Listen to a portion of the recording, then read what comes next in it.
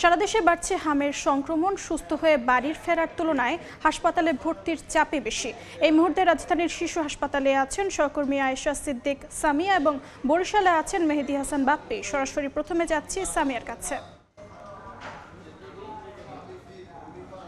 হামের উপসর্গ নিয়ে বিভিন্ন স্থান থেকে কিন্তু হাসপাতালগুলোতে জড়ো হচ্ছেন শিশুর পরিবারের সদস্যরা এবং এই মুহূর্তে আমরা আছি শিশু হাসপাতালে। এখানে কিন্তু আজও ভর্তি হয়েছে হামের উপসর্গ নিয়ে অসংখ্য শিশু এবং যদি বলি এই হাসপাতালে গত 24 ঘন্টায় এখন পর্যন্ত 2 জন শিশুর মৃত্যু হয়েছে এবং ভর্তি আছে এখন আইসিইউতে 13 জন শিশু।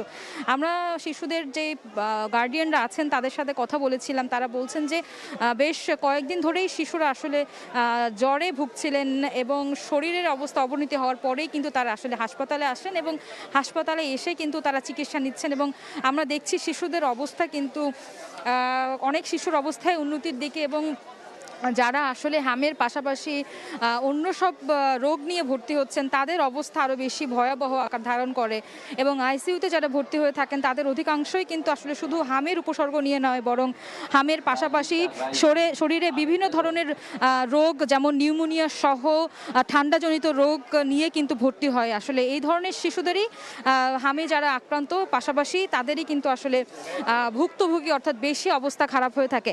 এখন পর্যন্ত আমরা আসলে স্বাস্থ্যমন্ত্রীর বেশ তৎপর অবস্থান দেখতে পেয়েছি এবং যতটুকু আমরা জানতে পেরেছি স্বাস্থ্যমন্ত্রী কিন্তু বলেছেন যে আগামী 20 তারিখের মধ্যে দেশব্যাপী হামের যে টিকা কার্যক্রম রয়েছে সেটি শুরু হতে যাচ্ছে এবং আমরা যদি জানাই সারা দেশেই আসলে হামের উপসর্গ নিয়ে শিশুরা ভর্তি হচ্ছেন। বেশ ভয়াবহ পরিস্থিতি বলা যায় এক প্রকার। আমরা যাব, আমার আরেক সহকর্মী বরিশালে আছেন, সেখানকার হাসপাতালের খবর জানবো সেখানকার পরিস্থিতি।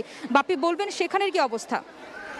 আমরা এই মুহূর্তে রয়েছি বরিশাল শের-ই-বাংলা মেডিকেল কলেজ হাসপাতালে। এই হাসপাতালটিতে প্রতিদিন বিভাগের বিভিন্ন জেলা উপজেলাগুলো থেকে হামের উপসর্গ নিয়ে রোগী ভর্তির সংখ্যা কিন্তু দিন দিন বেড়েই চলছে।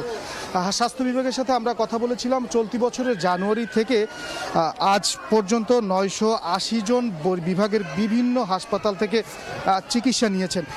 একটু জানিয়ে রাখি, হাসপাতাল শের-ই-বাংলা মেডিকেল কলেজ হাসপাতাল কর্তৃপক্ষ সকালবেলা যেমনটা জানিয়েছিলেন, আজ পর্যন্ত হাসপাতালে 280 জন চিকিৎসা নিয়েছেন, যার মধ্যে ভর্তি রয়েছেন অদ্যাবধি ভর্তি রয়েছেন 90 জন। একই সাথে গত নতুন করে ভর্তির সংখ্যা 26 জন এবং গত পরশু দিনে 6 তারিখে একজন শিশুর মৃত্যুর খবরকে ঘিরে কিন্তু এই বিভাগে হামের যে উদ্বিগ্নতা প্রকোপতা সেটি বেড়েই চলেছে।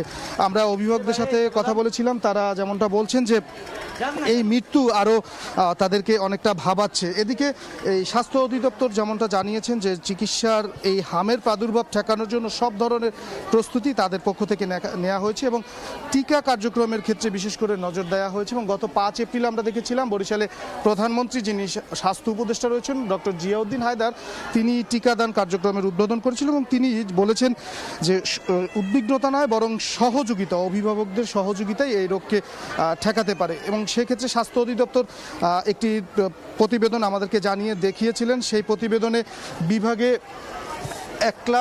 প্রায় 1,23,000 শিশুকে টিকার আওতায় আনার কথা তারা বলছেন। ইতিমধ্যে তারা 22,000 শিশুকে টিকা দিয়েছেন। তো বরিশালের থেকে আমার কাছে এই ছিল সর্বশেষ। যুক্ত ছিলাম রাজধানীর শিশু হাসপাতাল এবং বরিশালে।